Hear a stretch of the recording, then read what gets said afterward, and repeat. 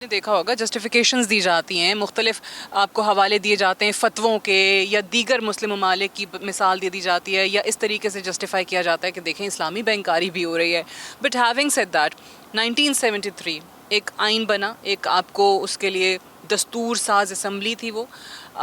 کس طرح سے وہ دستور تبدیل کرنے والا یا نظام تبدیل کرنے والا ملک میں سسٹم لے کر آئیں گے؟ اس کے لیے بھی پھر آپ کو لوگ چاہیے ہوں گے. یہ کرے گا کون، کیسے ہوگا؟ سعدیہ، جب نفاذ اسلام کی گفتگو ہو رہی ہے یا نظام خلافت کی گفتگو ہو رہی ہے تو اس کو نافذ کرنے کا بھی عمل وہ ہمیں آپ صلی اللہ علیہ وسلم کی سنت سے ہی لینا پڑے گا. وہ میں اور آپ یا کوئی عالم خود بیٹھ کے ڈیفائن نہیں کر سکتا. آپ صلی اللہ علیہ وسلم کا طریقہ کار رہا ہے پریچنگ. انہوں نے پہلے دعویٰ دی اور پوری اپنی سراؤنڈنگ میں اللہ کے پیغام کو پھیلایا.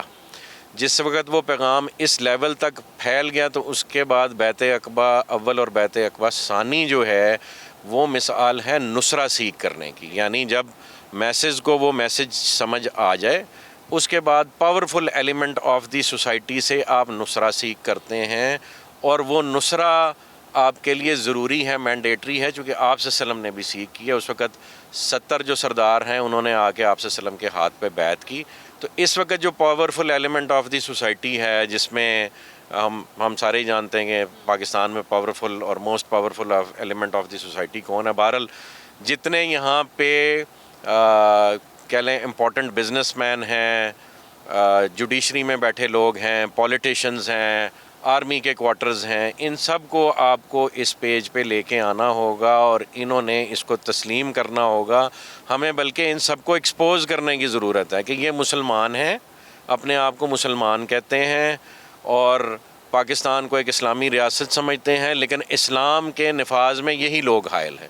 تو جو حائل ہوگا اس میں اس کو ایکسپوز کیا جائے گا، اور جو معاون ہوگا اس کو اس کا ڈیو کریڈٹ دیا جانا چاہیے، وہ بھلے کسی بھی کوارٹر سے ہو.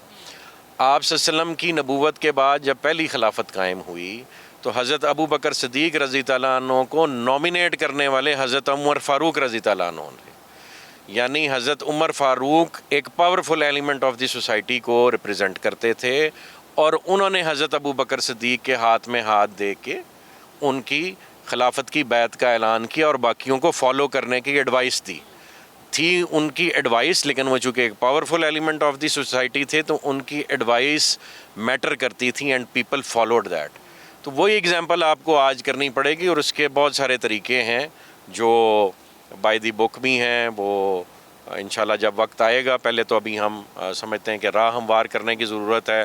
لوگوں کو ڈیموکریسی کفر کیوں ہے، ڈیموکریسی شرک کیوں ہے، وہ پریچ والی اسٹیج. جی یہ وہ پریچ والی اسٹیٹ ہے. اس میں لوگوں کو سمجھانے کی ضرورت ہے کہ جو آپ اس ملک میں طریقہ کار لے کے چلتے رہے ہیں پچھلے 70 سال سے، وہ شرک اور کفر پہ کھڑا ہوا ہے، اور بالکل اس میں سمجھتا ہوں کوئی گنجائش نہیں ہے، اور نہ ہم اجازت دیں گے کسی کو کہ وہ دین میں کوئی تبدیلی اور ایڈیشن آلٹریشن کی کوشش کرے. بالکل بھی گنجائش نہیں ہے دین میں اس قسم کی. مغربی جمہوریت اور مشرقی جمہوریت کوئی نہیں ہوتی. جمہوریت ایک ہی ہے جو انسانوں کو اللہ کے مقابلے پہ قانون سازی کا اختیار دیتی ہے، اور وہی شرک ہے. قانون صرف اللہ بنائے گا، اس کے ساتھ شراکت داری انسان نہیں کر سکتا قانون سازی. تو یہ مغربی یا مشرقی کہہ کے ڈفرینشیٹ نہ کیا جائے. ایک اور چیز آپ نے جس طریقے سے بتایا کہ وہ وقت آئے گا تو یہ خود ہی آٹومیٹیکلی چیزیں جو ہیں اسٹریم لائن بھی ہونا، کافی چیزیں شروع ہو جاتی ہیں کہ کیسے ہوگا نفاذ. اب ایک چیز مجھے بتائیے، اگین آئین پہ آتے ہیں جو کہ اس ملک میں بہت سالوں سے رائج ہے. اس کے پریمبل میں شروع میں ہی کہا گیا ہے کہ حاکمیت جو ہے وہ اللہ تعالیٰ کی ہوگی، لیکن آپ کہتے ہیں کہ اس میں پھر اندر بہت ساری ایسی شکیں جو کہ نفی ہو جاتی ہیں اسلامی قوانین کی. اب اس میں ایک چیز آپ کو بار بار یہ بتایا جاتا ہے کہ 1973 کا وہ واحد آئین ہے جس پہ سب کا اتفاق تھا، علماء کرام تک آن بورڈ تھے. تو یہاں پہ علماء کرام کا کیا کردار ہے، یا ان کو کس طریقے سے آن بورڈ لے کر آئیں گے؟ کیونکہ ابھی تو ہمارے جو علماء کرام ہیں وہ بھی اس سسٹم کو سپورٹ کرتے ہیں، بہت ساروں نے تو سیاسی جماعتیں بنا رکھی ہیں اور اس سسٹم کا حصہ ہیں. لیکن سعدیہ، اگر تو یہ اللہ کے دیے ہوئے نظام کے تحت اتفاق کرتے کسی ڈاکیومنٹ پہ تو آج ہماری اسٹیٹ یہ نہ ہوتی. پھر وہ نظام امپلیمنٹ ہوتا اور ایک کرائٹیریا ڈیفائنڈ ہوتا، اس کے مطابق آپ لوگوں کو ایجوکیٹ بھی کرتے ہیں نا.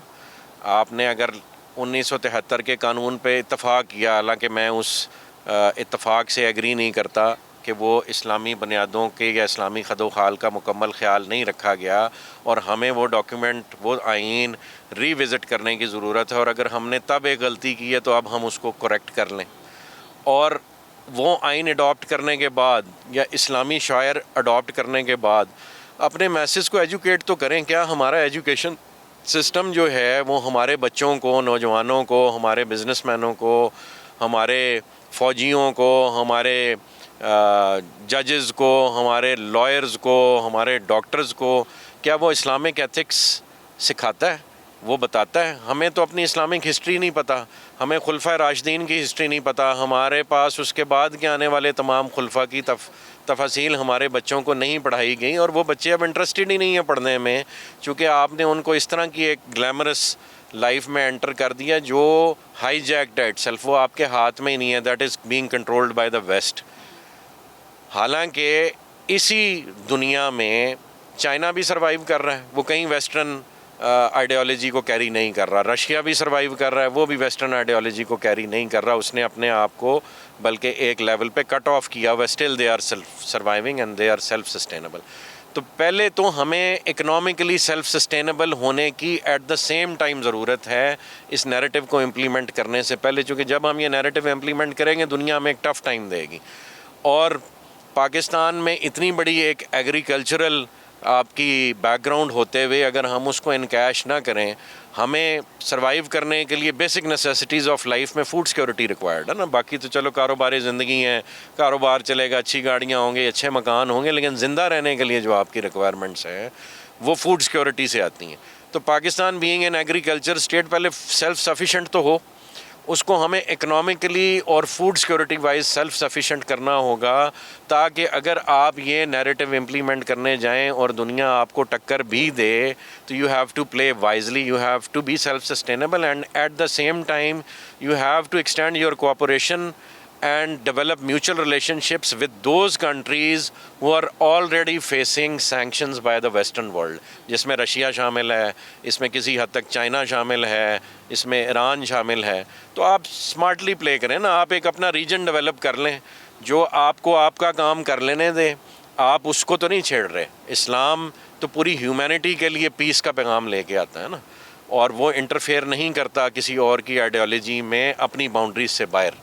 تو جب اللہ پاک نے پاکستان کی صورت میں 27ویں کی رات ہمیں یہ ملک دے دیا، اور ہم نے پاکستان کا مطلب کیا لا الہ الا اللہ کہہ کے ہم نے یہ کام شروع کیا، تو اس کو پریکٹیکلی نافذ کریں، اور اس میں اگر کوئی مشکلات آئیں تو وہ ہم فیس کریں نا۔ ویسے ہم کتنا کچھ فیس کر رہے ہیں، کبھی ہم انٹرنل جو ہے وہ 9 مئی جیسے واقعات فیس کر رہے ہیں، اور کبھی ایکسٹرنلی ہم 1971 جیسے واقعات فیس کر رہے ہیں۔ تو فیس تو آپ تب بھی کر رہے ہیں ڈیفیکلٹیز، اور مر بھی رہے ہیں، شہادتیں بھی لے رہے ہیں، تو آپ اللہ کے دین کی خاطر کر لو نا یار یہ سارا کچھ، تو کیا اللہ نصرہ نہیں دے گا؟